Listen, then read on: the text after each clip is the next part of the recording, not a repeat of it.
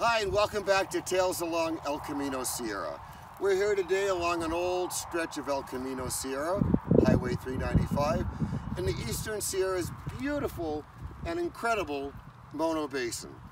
From Native Americans that have lived here for thousands of years, to Mark Twain, to the Mono Lake Committee, this area is rich and full of Eastern Sierra history and the origin of the tale that we're about to present to you here in just a few moments. Remember, we upload a new tale every Thursday. And if you enjoy our videos, please subscribe to our channel and share it with your friends. And we hope you enjoyed today's tale. Thanks. This tale of Eastern Sierra history is episode 17, The Mining Camp of Monoville. The first real mining camp established in Mono County was at a place known as Dogtown, about 7 miles south of Bridgeport. Though the exact date of its founding is a little unclear, the first known recorded reference to it was in a Sonora newspaper in 1853. The term Dogtown was used commonly by Sierra miners to reference a camp with extremely primitive living quarters where miners lived like dogs. Mono County's Dogtown was the epitome of this term, and the name stuck. The camp carried on with limited success for the next few years. In 1859, an Independence Day party was held in Dogtown, and whiskey flowed freely. A young, inebriated man named Chris wandered off from Dogtown and passed out in a ravine several miles away. When Chris awoke, he couldn't believe his luck. In his hand he held a small bit of dirt, and in that dirt were many flecks of pure gold. Chris filled his pockets with the promising earth and headed back to Dogtown to show the others of his find, and the site immediately became the new placer camp and was dubbed Monoville because it overlooked Mono Lake. Overnight, Dogtown was deserted as the miners, merchants, and prospectors headed to the new find at Monoville. Within a few months, Monoville boasted more than 36 wooden frame houses, hotels, a post office, and as many as 2,000 people.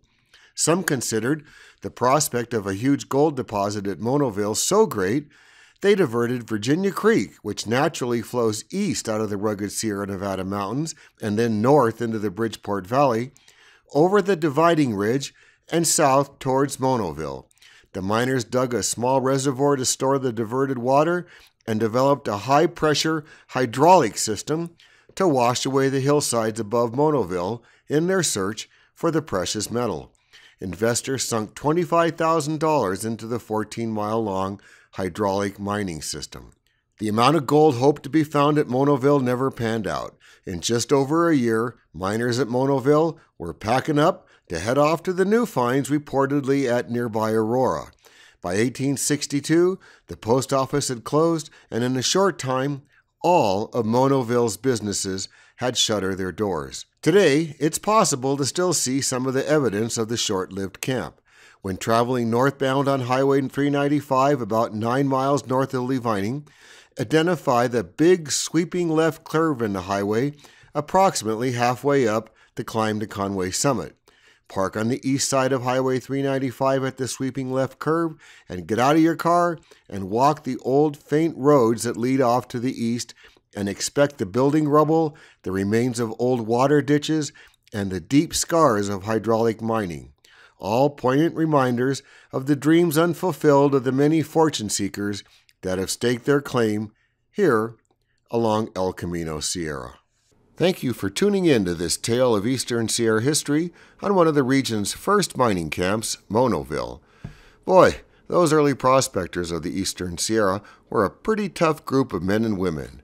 Despite the area's stunning scenery, it wasn't an easy place to settle. We want to remind you we're still uploading a new episode of Tales Along El Camino Sierra every Thursday. But having said that, we really need to have more subscribers to our YouTube channel, as we're still far short of the number that YouTube requires to make this all work. If you haven't already, we'd love to have you subscribe. And if you have friends and neighbors you think may enjoy these tales, please share them with them as well. We'd really appreciate it. And if you don't have a copy of our popular books, you can pick them up at fine retailers throughout the Eastern Sierra, including the Indie Coffee Roasting Company in Bishop. Look at this incredible mural they have on the outside of their new shop. So, until next time, our hope is that you always enjoy the tales you create from your own travels along El Camino Sierra.